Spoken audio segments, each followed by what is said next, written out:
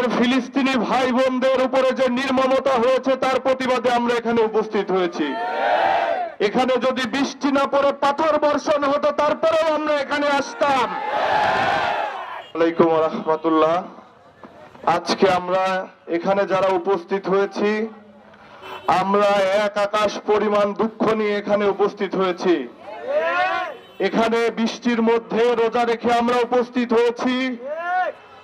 আমাদের ফিলিস্তিনি ভাই বোনদের উপরে যে নির্মমতা হয়েছে তার প্রতিবাদে আমরা এখানে উপস্থিত হয়েছি।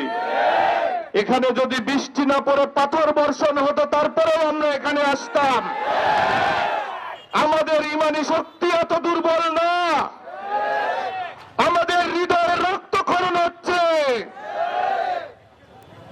ইসরায়েলি শয়তানেরা তারা যুদ্ধনীতি ভঙ্গ করে যে নির্মম ভাবে শিশু ও নারীদের উপরে গণহত্যা চালাচ্ছে, এটা কোনো যুদ্ধের নিয়ম না।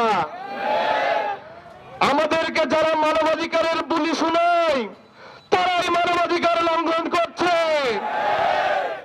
বেসামরিক মানুষদেরকে হত্যা করে তারা কি প্রমাণ করতে চায়? তারা মুসলিমদেরকে নিশ্চিহ্ন করে দিতে চায়। আমি সমগ্র মুসলিম জনতাকে বলবো, আপনারা ফিলিস্তিনের পাশে দাঁড়ান এবং মুসলিম সহ সকল ধর্মের মানুষদের বলবো, এটা শুধু মুসলিমদের না, এটা সমগ্র বিশ্বের মানুষের চোখের অশ্রু ধরাচ্ছে এই ইহুদি গোষ্ঠী। আমি বলতে চাই, আপনারা এই ফিলিস্তিনি জনগণের পাশে দাঁড়ান। আপনাদের হয়তো যুদ্ধ করার ক্ষমতা নেই, আপনারা অর্থ দিয়ে তাদেরকে সমর্থন দিয়ে পাশে দাঁড়ান।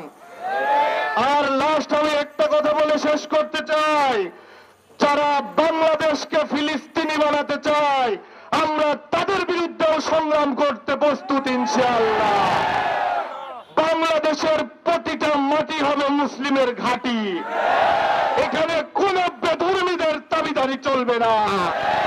আমরা চোখে চোখ রেখে কথা বলবো, কোন হিন্দুত্ব কায়েমে দেশে হতে দেব না ইনশাআল্লাহ। ইনকিলাব জিন্দাবাদ।